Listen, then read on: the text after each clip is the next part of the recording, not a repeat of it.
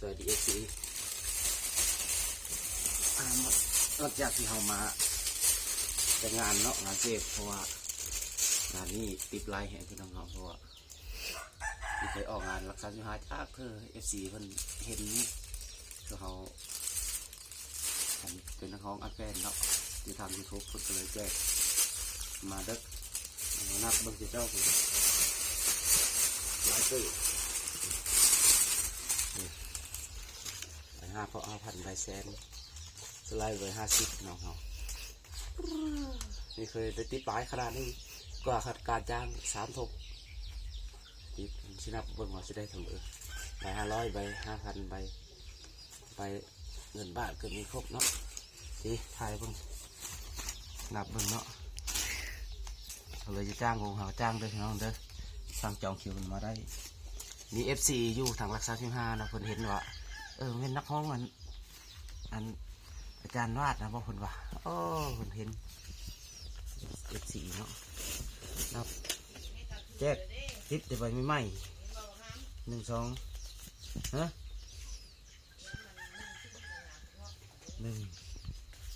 2ใบแสนเนาะใบแสนอยู่แต่ใบแสน2 3 4 5 6มางานดึกน้องเขา7จนเป็นวันละค่อยให้10 1 ล้านเดี๋ยว1 ล้านแล้วพี่น้อง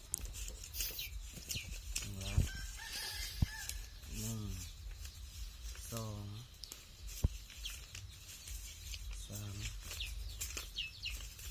3 4 5ใบเสาอยู่ใบเสา6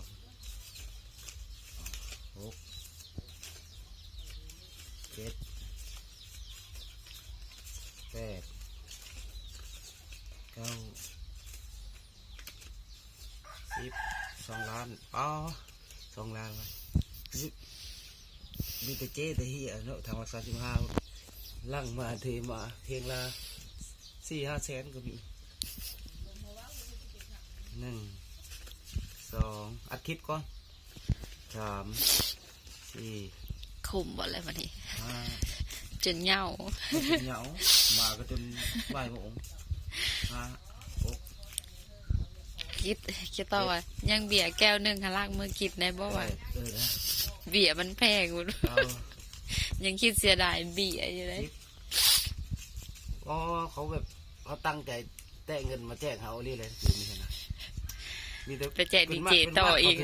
ไปแจกดีเจต่ออีกแจกดีเจก็เป็นได้ล้านก็จะจ้าง2 หอบมีดีเจมาอีกก็ได้3 ล้าน1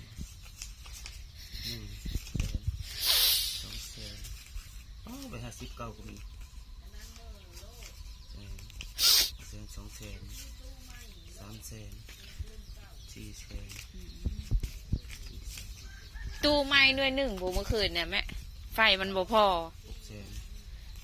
7 แสนหันแหละตู้เราไฟสอดหน่วย1ผมเมื่อคืนนี้9 แสนล้าน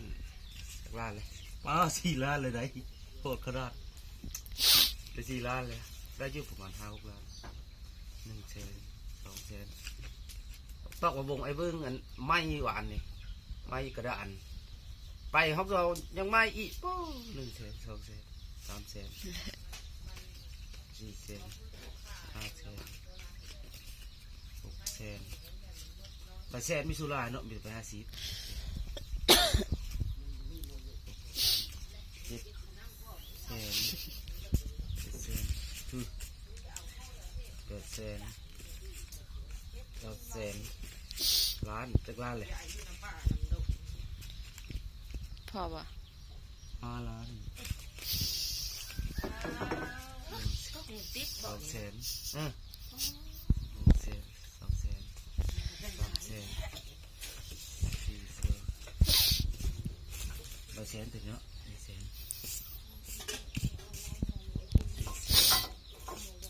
4 แสนได้1 แสนแล้ว1 แสนเนาะ4 แสน 5 แสน 6 แสน 7 แสน 8 แสน1 แสนเงินบาทเราไว้ที่1 ล้าน โอ้จะได้สิดีที่40 บาทบ่ แสน9 แสนใบเสาไม่ใช่ใบเสา9 แสนเลิกไป10 1 2 4 5 6 7 8 มีใบ500อีก ไปหาเราก็มีหลงเหลือมาได้ใส่ใบ500 80,000 1 บาท 40 บาทใบ2,000 2 ใบ 1 ใบ ตะแพนสักแสนพอ8บอก บ่ฮู้แล้ว 8 แสน พอบ่ 2 ล้าน 3 ล้าน 4 ล้าน 5 ล้าน ขอบใจนะเด้อ 5 ล้าน เพนลูกเพน 5 ล้าน 8 แสน 85,000 85,000กับ40 บาท 40 บาท 5 ล้าน 8 แสน 85,000 40 บาทกับ500กีบ งานเงินติ๊บนักแหงเขาจะจ้างละจ้างเด้อของดนตรีลูกไทยเนาะเอางานรัก35ครั้งแรกมีดีแต่เหียไทยไว้เป็นน้ำใจ ฮะไปไว้35 ไอ้หู